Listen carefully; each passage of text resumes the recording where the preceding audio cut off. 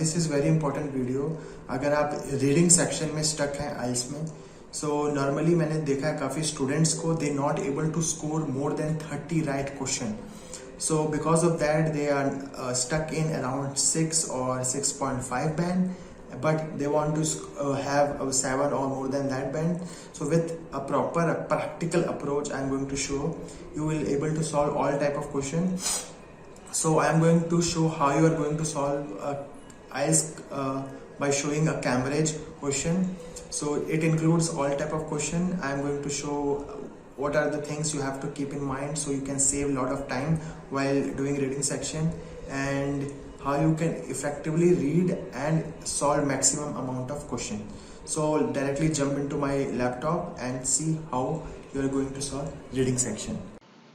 So let's start the video. So अगर हम कोई भी ऐसे पढ़ने जा रहे हैं या फिर कोई भी रीडिंग सेक्शन हम पढ़ने स्टार्ट करने जा रहे हैं तो solve the question first read the headline. So इस हेडलाइन में हमको क्या है, why we need to protect polar bear. So ये हेडलाइन का जो मेन मकसद है या पूरे पैराग्राफ का जो कॉन्टेक्स्ट होगा उसमें वो पोलर बियर के बारे में बात कर रखी होगी और उसके एडवांटेज के बारे में बात कर रखी होगी, क्योंकि यहाँ पे प्रोटेक्शन इस्तेमाल हुआ है तो मतलब उनके क्योंकि वो एंडेजर्ड है उसके बारे में बात हो रखी होगी और उसके क्या बेनिफिट हो सकते हैं ह्यूमन लाइफ को, इन्वायरमेंट को या इकोसिस्टम में, उसके बारे में बात कर रखी होगी। तो रीडिंग सेक्शन में सबसे पहले हमको हेडलाइन पढ़नी पड़ेगी।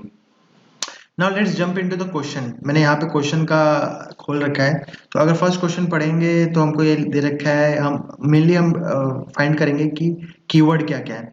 तो polar bear suffer from various health problems due to build up a fat under their skin. Fat under their skin, health problem, ये दो मेन कीवर्ड है। तो हम यहाँ पे देखेंगे कि क्या वो पोलर बियर हेल्थ प्रॉब्लम में कुछ हो रहा है। अगर हो रहा है तो व्हाट इज द कॉज, क्योंकि हमको मेन कॉज देख रखना फैट का। So let's start the paragraph. Okay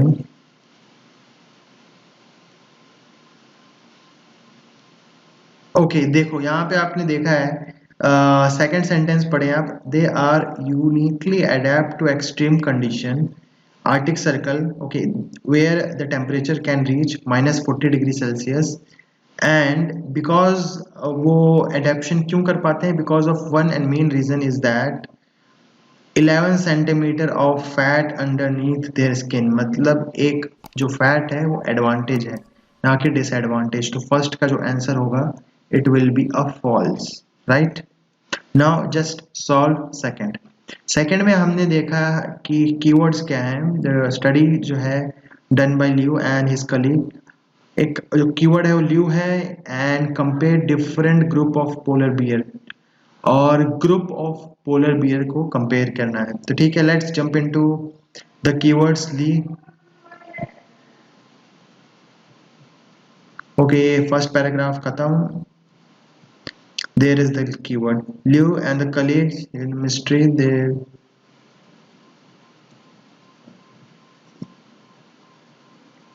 okay. So जो सेकंड क्वेश्चन का आंसर आपको बस सेकंड पैराग्राफ में हमको मिल जाता है। They compare the genetic structure of polar bear with the closest relative from a warmer climate.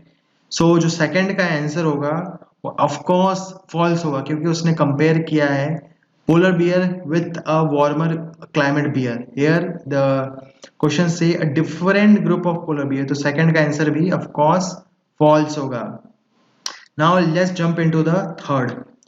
तो first researcher to compare the polar bear and the brown bear genetically. तो क्या हमको देखना है कि लियू एंड द कलीग जो है वो फर्स्ट रिसर्चर्स हैं, क्या उससे पहले कोई ऐसा रिसर्च नहीं हुआ जो पोलर बियर को कंपेयर हुआ है। अगर हुआ है तो अगर वो दे रखा है तो इट्स गुड, अगर नहीं दे रखा है तो it's a not given. So let's jump into the para. तो हम यहाँ पे छोड़ रखा था ओके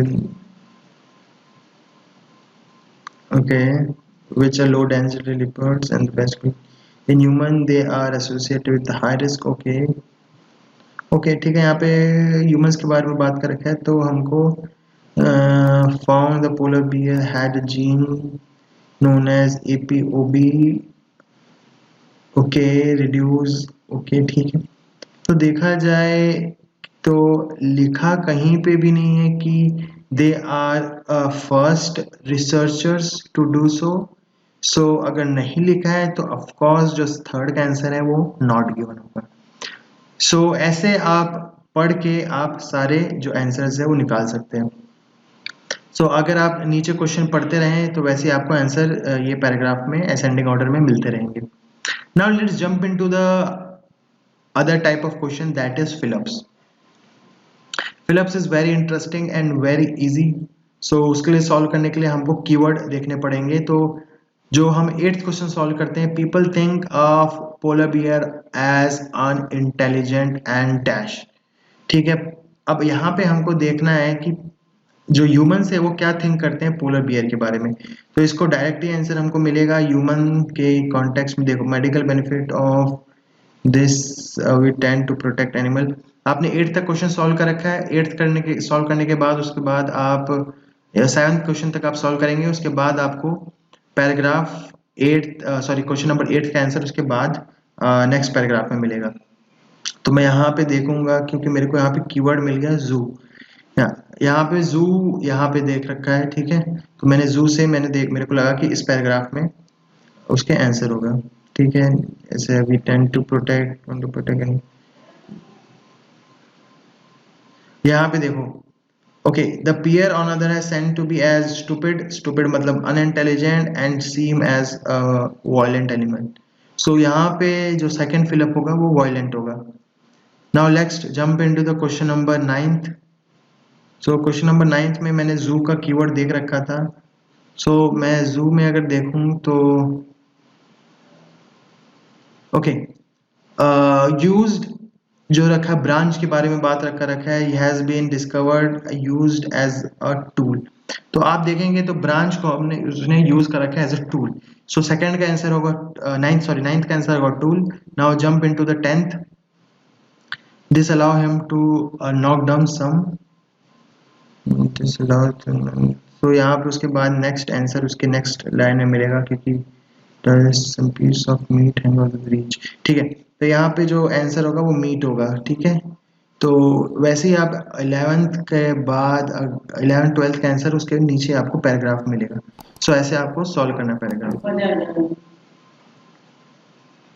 ओके, सो ऐसे आप पैराग्राफ सॉल्व करते रहेंगे एंड मैं ऐसे ही आपको सेकंड पैराग्राफ का भी एक डेमो दूंगा। So stay tuned for that, and this will definitely help you in solving not given, false and true type of question and also the fill-ups.